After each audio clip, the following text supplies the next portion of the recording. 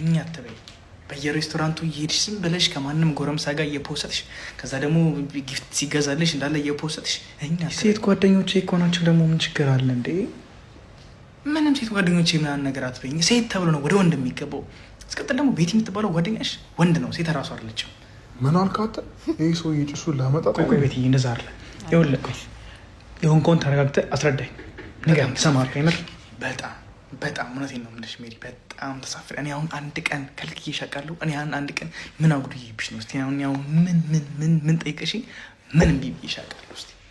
እስኪ አንድ ነገር እስኪ ይሄ ነው በይኝ። እስኪ አንድ ነገር ይሄ ነው። እሺ በቃ ጋብዘኝ፣ አንድ ቀን ጋብዘኝ። ምሳ ብቻ ጋብዘኝ፣ ሌላ ምንም አልፈልግም። ምሳ ብቻ ጋብዘኝ፣ በቃ አለቅ።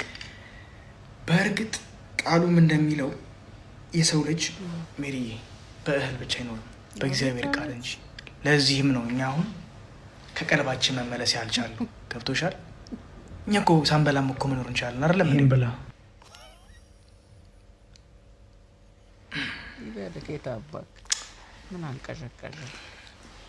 እርጥብ እንኳን መጋበዝ ነበር። እርጥብ ይከብደኛል።